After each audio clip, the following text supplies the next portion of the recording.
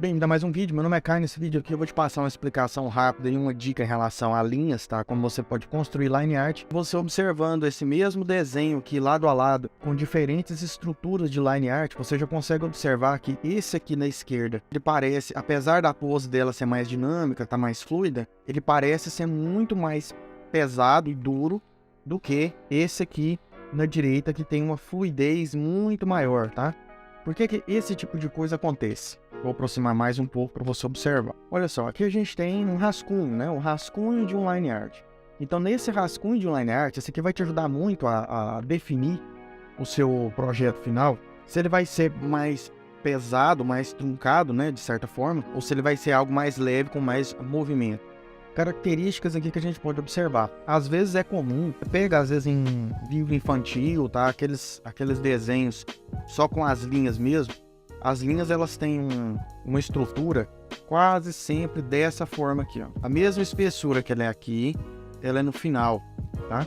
Isso aqui serve tanto para pintura digital quanto para ilustração tradicional. Agora observa que se eu fizer esse mesmo movimento aqui, só que com uma linha onde ela tem uma diferença de peso, por exemplo, ela começa mais fina, fica mais grossa, depois fica mais fina de novo.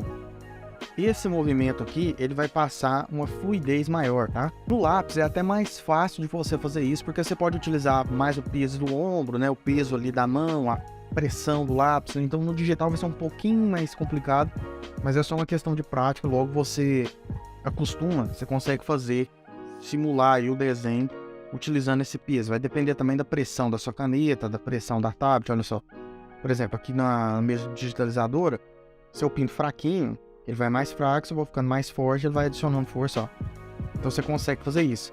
Mas agora, da pontinha fininha, aquela facilidade que a gente tem no lápis de começar fininha, a gente força, ele fica mais grosso e aqui vai suavizando e ele vai afinando. No digital é um pouco mais complicado, porque você depende também da questão do tamanho do pincel. Então no digital você precisa refinar a mesma linha. Você faz mais grosso, afina e depois você pode pegar a borracha e vai afinando aqui para esse line art ficar mais coerente, tá? Então no tradicional essa questão é um pouco mais prática, mas no digital rapidinho a gente consegue fazer isso só apagando ali posteriormente, tá? Então esse tipo de execução a gente vai gerar o seguinte efeito. Esse aqui de cima é como se você tivesse uma aceleração constante. Por exemplo, vamos supor que você tem uma bolinha aqui, da mesma forma que ela tá aqui, ela é atirada, ela é arremessada com toda a força e violência para cá e ela para de uma vez, tá? Agora nesse aqui, ela começa a rolar devagarinho, aí ela vai ficando mais rápida e depois vai ficando lenta de novo. Então você tem uma aceleração.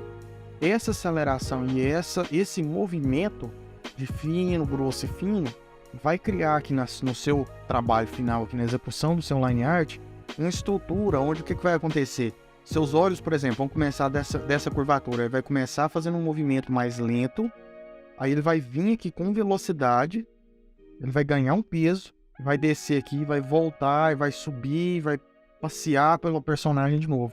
Aqui, apesar de ter mais movimento, talvez você tenha tido essa sensação, mas é mais blocado, o desenho está mais pesado, como se eu tivesse carimbado ali.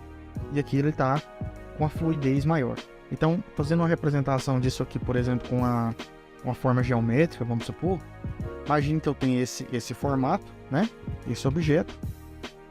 E agora eu vou fazer o mesmo objeto. Vou fazer aqui na direita, por exemplo, só que eu vou refinar para criar esse movimento. Então, por exemplo, deixar a opacidade dele baixa só para ter uma base. E eu vou fazer aqui, ó, um movimento fino. A gente vai fazendo devagar assim. Aí aqui ele vai ter uma espessura maior, que é mais legal, que vai descer com peso. Vai descer rapidão. Depois eu vou refinar isso aqui, tá? Então aqui ele desce rapidão.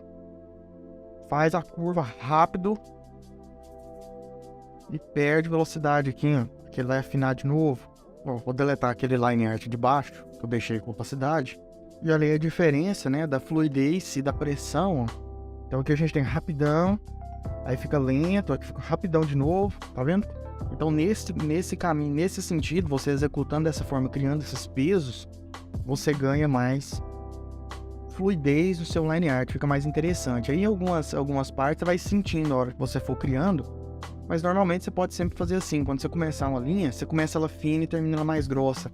Dá muito certo, tá? Fica muito legal aí a sua produção do seu desenho gestual, e na execução final do seu line art você pode deixar a mesma coisa, só que você faz ainda mais fino, que é mais fino, deixa mais grossinho partes onde tem junções, né, onde teria mais, você vai dar mais peso na linha, por exemplo.